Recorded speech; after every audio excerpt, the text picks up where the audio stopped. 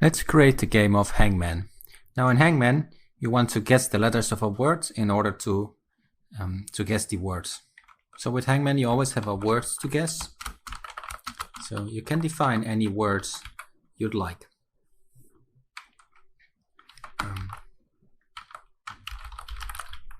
In order to make things easy, you can turn the word into lowercase for everything. So that you don't have a difference between guessing capital letters and undercase letters. So if we run this program, you'll see everything is in undercase or lowercase letters, which then we can start to guess letters. Now to get keyboard input in Python, you can use the input function. If you have a very old version of Python, like Python 2, you can use the raw input function. However, I recommend going with Python 3 and using the input function because Python 3 is the latest version and otherwise you're using deprecated software. So as the input function, you can set a parameter, or which is the text that's shown on the screen before the input, before the keyboard input. So if we run it, you'll see some text in the screen before the keyboard input. So whichever you put in your input function. Now in order to store the value of the keyboard, you can say value is input, or whichever variable you want to store. It can also be X or whatever you want to name it. Then you want to know, is the key, so let's call it key, is the key inside the words. So if key is in words, we can say words contains key.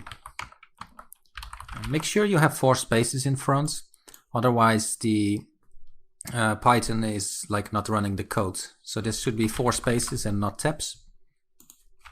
Now in the else case, you can say wrong. So now if you run it, it should be in. So if you run it, you can guess a letter, for example O, and it says country contains O. If you press C, you'll see country contains C. However, if we try another letter like Q, it will tell us it's the wrong, it's wrong because Q is not inside the word. So this works. And the idea is, of course, to guess the word and not only guess one letter. So we have to repeat this question until the whole word is guessed. So we can use a while loop. We can't use a for loop because a for loop always have a finite amount of steps. Like for for loop, you have maybe for 1 to 10 or for 1 to 100. But in this case, we don't know how long the user is gonna guess. So you want a while loop. So while something, let's say while true, and then you want 4 spaces in front of the code block. So now it would just play the game infinitely, so we can keep guessing letters.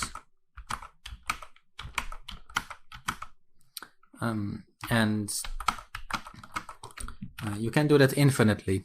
However, what you want to do is to keep a record of the keys pressed, and if no more, if either the amount of tries is incorrect, it's game over, or if the word is guessed, then also the game should end. Okay, now let's set the limited amount of tries. So we cannot guess infinitely, right? We cannot guess like thousands of times until we have correct, because then there's no game. So we need to have a maximum amount of guesses. So I'll write it in capital because the maximum amount of guesses is not gonna change. So let's say we have 10 guesses, and you also want to keep track of the current guess, or in this case, how many times a letter has been guessed. So I'll name that tries, Of course, if you know a better variable name, you can do that. And the tries start with 0. And each time the user guesses the wrong letter,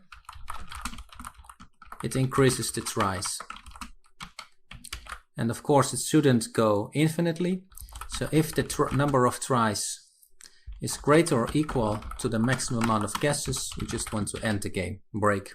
So that would break out of the loop and the game is finished. And you might also want to print you lost. So if we run this, we can start guessing. We can guess the same letter. And at final, you'll see it output you lost because the number of tries is greater than the maximum amount of guesses.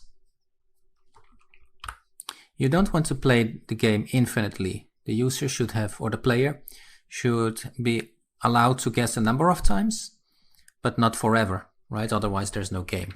So there's a maximum amount of guesses.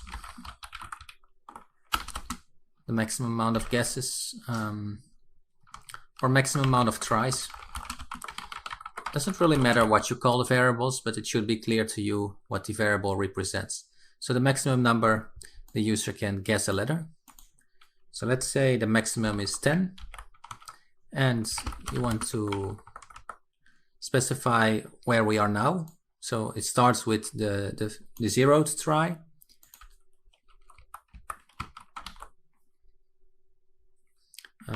We can call that current. So it starts with 0, and each time the user does a wrong guess, we'll increase that variable. However, we can call it guess.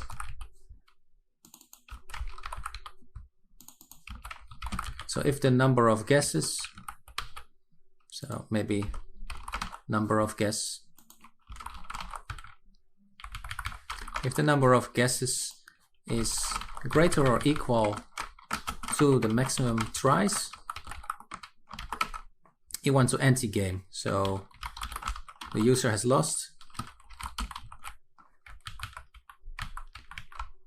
and then you want to break out of the loop and just exit the program. So you can do that with break. Now if you run the program, you can keep guessing letters.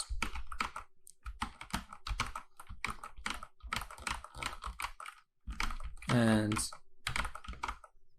you'll see it outputs you lose after 10 incorrectly guessed letters. So if you guess the correct letters, that's no problem, right? And the game should just continue.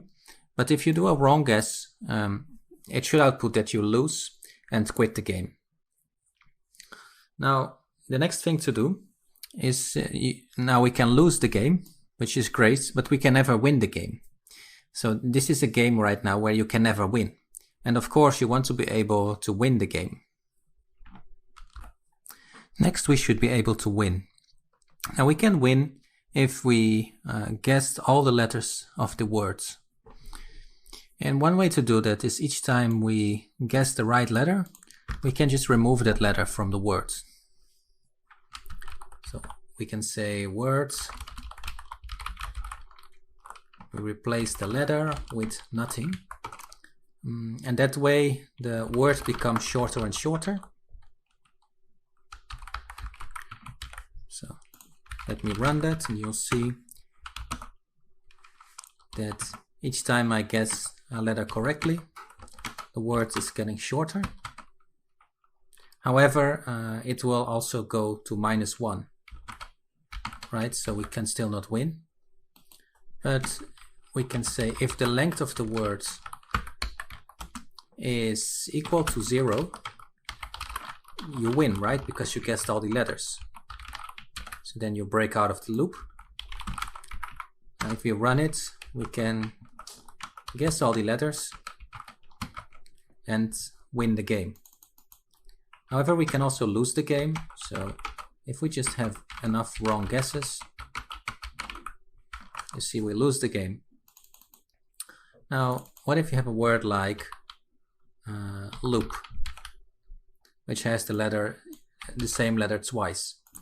So if we then run it, and let's see if we guess the L, it's 3 letters. If we guess the O, it's only 1 letter because it removes all the O's in the words. So even if we have words with doubles, like the word letter O twice, it still works. We can still win and lose. So we can have a word like, or several words. Well, only 1 word, otherwise we have to guess the space.